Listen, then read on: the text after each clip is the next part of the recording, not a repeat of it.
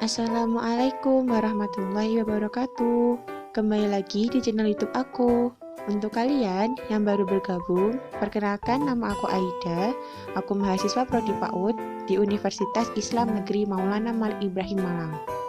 Sebelum masuk ke pembahasan materi, jangan lupa untuk pencet tombol subscribe ya.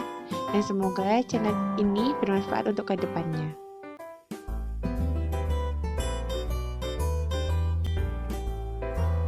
Sebelum masuk ke pembahasan materi, tahukah kalian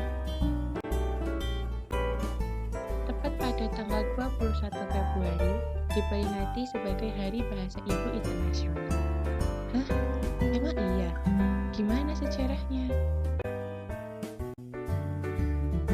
Sejarah singkat Hari Bahasa Ibu Internasional. Hari Bahasa Ibu Internasional pertama kali diumumkan oleh UNESCO pada 17 November 1999 dan secara resmi diakui oleh Majelis Umum PBB. Gagasan ini dipelopori dari inisiatif negara Bangladesh.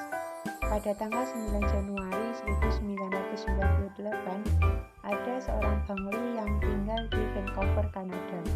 Ia menulis surat yang berisi permintaan untuk mengambil langkah penyelamatan bahasa dunia dari kepunahan. Dan akhirnya dipilihlah tanggal 21 Februari sebagai Hari Bahasa Ibu Internasional. Karena tepat di hari tersebut, Bangladesh mengalami peristiwa pembunuhan massal yang terjadi di tahun 1952. Peristiwa tersebut sebagai simbol memperjuangkan bahasa Bangli di Dhaka.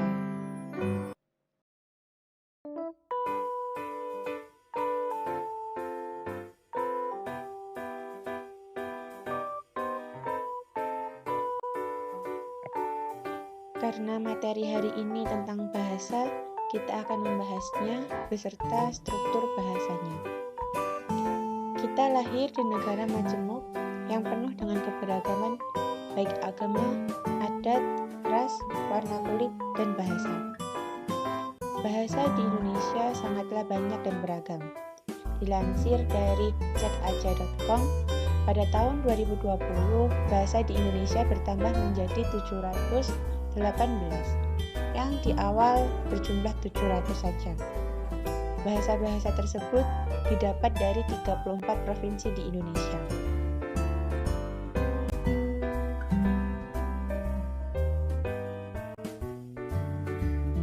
Berbicara tentang bahasa yang begitu banyaknya, maka kita sebagai orang tua harus tahu bahwa adanya upaya sebuah penanaman berbahasa pada anak sangatlah penting.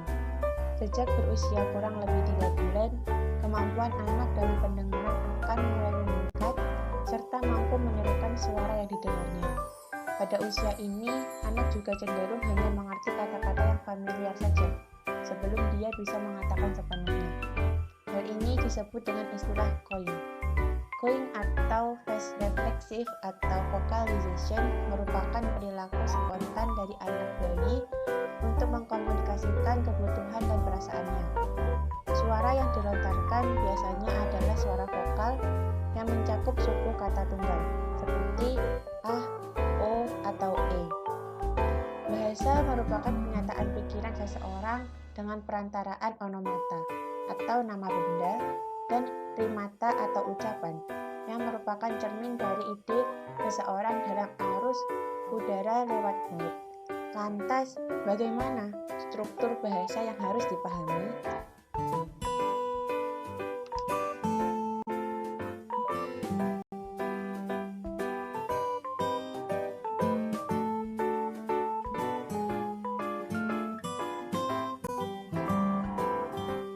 Struktur pada bahasa terdiri dari 3 bagian. Yang pertama, phonemes atau fonem. Secara etimologis, fonologi berasal dari 2 kata bahasa Yunani, yaitu phon yang artinya bunyi dan logos yang berarti ilmu. Maka pengertian harfiah fonologi adalah ilmu bunyi. Fonologi merupakan bagian dari ilmu bahasa yang mengkaji bunyi. Objek kajian fonologi yang pertama adalah bunyi bahasa yang disebut tata bunyi atau fonetik.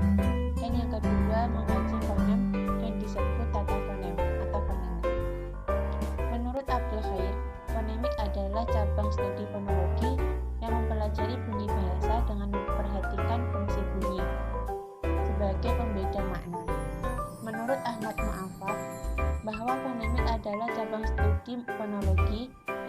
menyelidiki dan mempelajari bunyi ujaran atau bahasa, atau sistem fonem suatu bahasa dalam fungsinya sebagai pembeda arti. Dengan demikian, dapat dikatakan bahwa istilah fonemik dapat didefinisikan sebagai satuan bahasa terkecil yang bersifat fungsional. Artinya, satuan fonem memiliki fungsi untuk membedakan makna.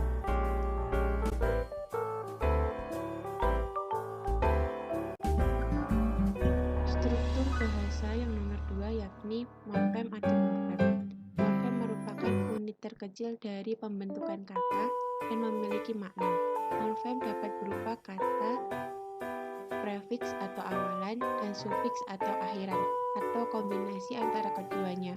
Studi yang mempelajari tentang morfem disebut morfologi. Morfologi berasal dari bahasa Yunani, yaitu morf yang artinya bentuk dan ologi yang artinya studi. Maka morfologi dapat diartikan sebagai ilmu yang mempelajari dan menganalisis struktur, bentuk, dan klasifikasi kata. Morfem sendiri memiliki dua jenis.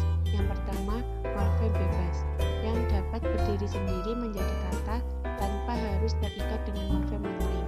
Contohnya, duduk, putih, berdiri. Yang kedua, morfem terikat, tidak dapat berdiri sendiri. Contohnya, pukul, guna, jual.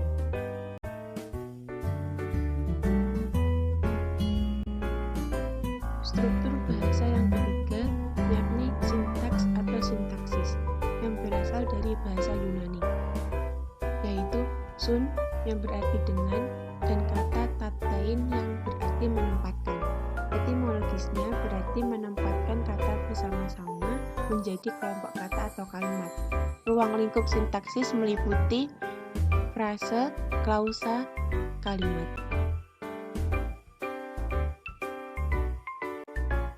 Struktur bahasa yang keempat yakni semantik, yaitu cabang dari ilmu bahasa yang mempelajari makna yang terkandung dalam suatu bahasa. Berasal dari bahasa Yunani yakni semantikos yang berarti memberikan tanda atau penting. Contoh, cakar ayam yang berarti orang tulisannya jelek, otak udang yang artinya orang yang bodoh, banting tulang yang artinya orang pekerja keras.